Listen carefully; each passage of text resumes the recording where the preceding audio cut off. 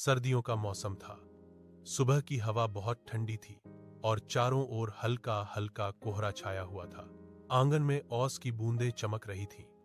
ऐसे ही एक सर्द सुबह 10 साल का यामीन नींद से उठते ही खुशी से उछल पड़ा। आज वह बहुत खुश था। आज वह अपनी माँ के साथ मामा के घर रूपनगर जा रहा था। यामीन स्वभाव से थोड़ा जिद्दी था। जो चीज वह चाहता उसे तुरंत चाहिए होती। इंतजार और देर, ये दोनों बातें उसे बिल्कुल पसंद नहीं थीं। लेकिन मामा के घर जाने की बात सुनते ही उसका सारा गुस्सा गायब हो गया। उसने माँ से पूछा, अम्मी, क्या हम सुबह सुबह पहुंच जाएंगे? मैं मेरे भाइयों के साथ खेलूंगा। माँ मुस्कुराकर बोली, सब ठीक रहा तो जरूर। माँ ने यामीन को स्वेटर, मफलर और टोपी पहनाई। एक छोटे से बैग में कपड़े और बिस्कुट रखे और दोनों रेलवे स्टेशन की ओर निकल पड़े।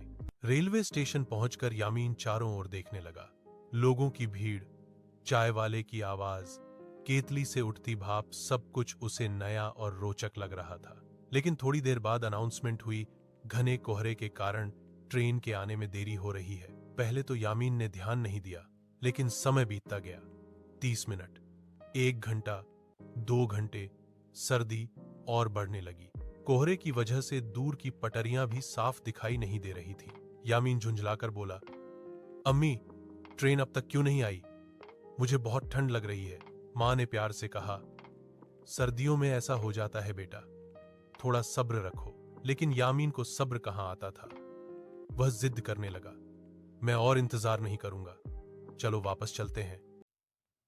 समय बीतता गया और देखते देखते पूरे 6 घंटे हो गए। यामीन कभी खड़ा होकर चलने लगता, कभी बैठकर पैर हिलाने लगता, तो कभी गुस्से में मुंह फुलाकर बैठ जाता। माँ ने उसे गर्म चाय दिलाई, बिस्कुट खिलाए, उसे सर्दियों और कोहरे की कहानियां सुनाई कि कोहरा क्यों पड़ता है और ट्रेनें धीरे क्यों चलती हैं। पास बैठे एक बुजुर्ग अंकल ने यामीन से कहा, बेटा, हमने भी बचपन में इंतजार करना सीखकर ही जिंदगी समझी है। ये बातें यामीन के दिल में उतरने लगी।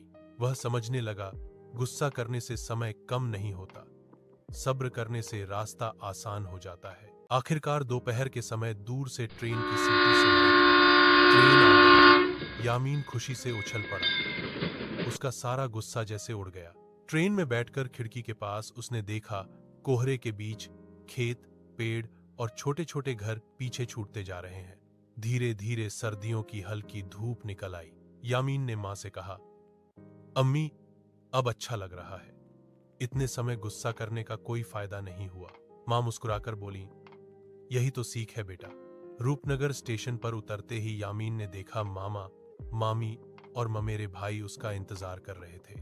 मामा ने यामीन को गोद में उठाकर कहा, हमारा बहादुर मुसाफिर आ गया। घर पहुंचते ही यामीन को स्वर्ग जैसा सुख महसूस हुआ। गरम गरम पिठे, खजूर का रस, सर्दियों की धूप में बैठकर हंसी मजाक। अगली सुबह कोहरे में दौड़ भाग, आंगन में खेल कूद, दोपहर में सब मिलकर पिठे बनाना, शाम को अलाव के पास बैठकर बातें और रात को रजाई ओढ़कर मामा की बचपन की कहानियां सुनना। यामीन सोचने लगा, क्या इतनी सारी खुशियां उसी इंतजार के बाद मिली? वापसी के समय यामीन ने मां से कहा, अम्मी, मैं अब इंतजार करना सीख गया हूं।